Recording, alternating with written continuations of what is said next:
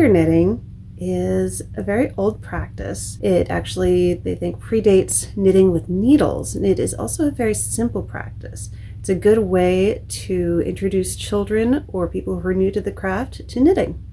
You really don't need anything except for some yarn or string and your fingers. Hi, I'm Diana, and my channel is Make, Mend, Grow, because that's what I do. I make things, I mend what is broken, and I grow what I can. Today, I'm going to show you how to do finger knitting. So if you enjoy this content, please hit that bell icon, like and subscribe, and let's get on this. You need yarn, you need fingers. It's a good idea to have some scissors handy.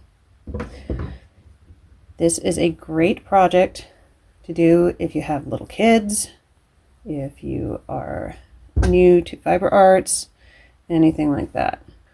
I'm going to hold the yarn between my thumb and forefinger.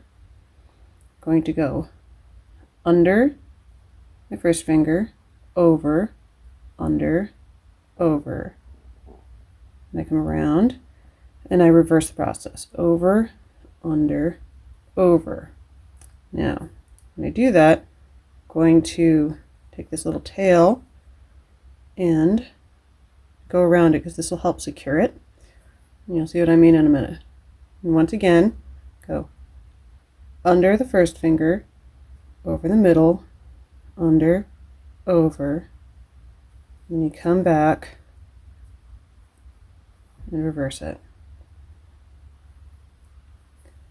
Now, knitting is really just a series of loops. So we've got 2 loops on this finger, but you only want one. Take the one on the bottom, put it over the one on the top. Bottom, over the top. Bottom, over top. Bottom, over top. So now you can see this is the beginning of my knitting. Then we do it again. Under, over, under, over, under, over, under, over. And bottom loop over the top.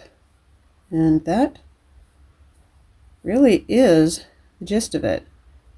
This is something great to do if you want to have, if you like to fidget, if you want a portable project, if you want something that's like a fidget spinner, but more productive.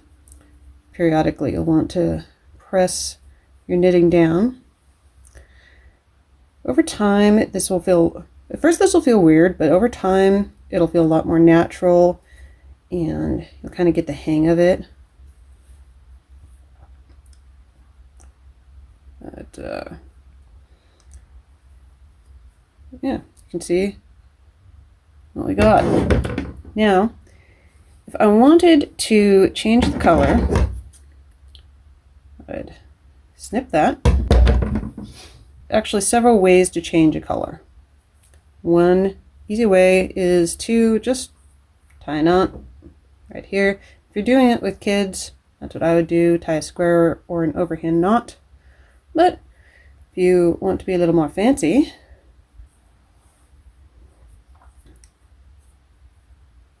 you can just act like you are starting a new piece, a new project. So hold the yarn in place, under, over, under, over, under, over, under, over. And let me grab my yarn because I dropped it, which is also fine. Don't worry if that happens. And then take bottom loop over the top. And now I'm continuing on with my other color after I push this down my fingers a bit. It does tend to ride up as you go on.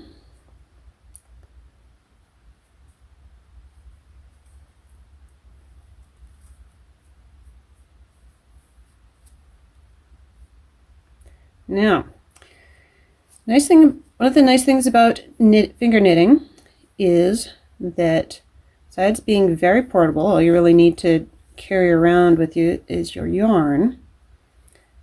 You can also do other chores as long as you're not getting too messy. You can type, you can pick things up, just stick your ball of yarn in your pocket or under your arm and go around and do that. But what if you want to take a break? Well, get something. I like to use a pencil or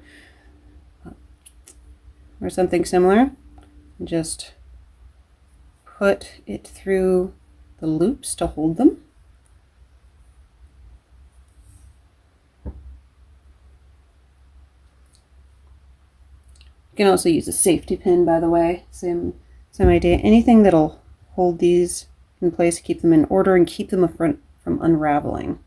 And when you come back, just put them back on your fingers. So, how long do you need to do? How long of a piece do you need to do? Well, as long as you feel like. There are really no rules. You can make a finger cord like this as long or as short as you like, although the longer you make it, the more you can do with it. You can use rope, you can use silk twine, you can use cheap yarn, you can use literally anything that you want to do as long as it will wind around your fingers and be supple enough for you to make loops. Now, last thing I'll show you in regards to knitting. Oh, by the way, you'll periodically want to give it a little tug so you can see how it's looking. Last thing I'm going to show you is how to bind it off. Here, there are a bunch of ways to do it. Here's how I like to do it. I'll take the last loop, move it over one finger,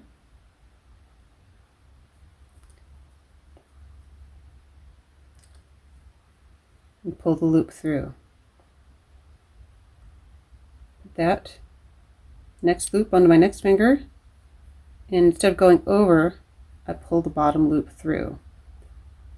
Last one, pull the loop through. Then cut off my yarn, put the string through. And then if you want to be fancy, you can get a crochet hook or a needle and weave this yarn end back in, and I would recommend it, or you can tie a knot. And if you're doing this with kids who are new to this and impatient, or if you're new and impatient, just tie a knot. All you need to do is make sure that yarn doesn't get away, snip the end, and there you go. Now, what do you do with this? Something this short, you could make a bracelet. If you have a few longer pieces, or one really long piece, then you can get a little bit more creative. Here are 3 different lengths of finger knitted cord that I made with different fibers.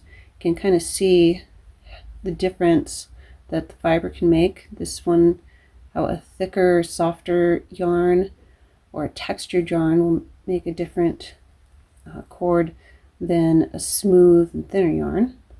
So if I wanted to, I have these 3 nice little pieces. Just tie a knot.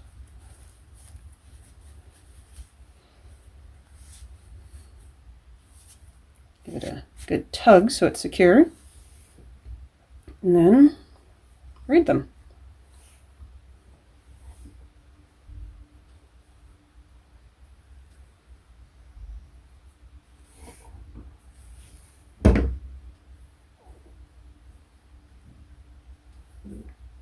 By the way, if you felt like making more, you could even braid 6 or even 9.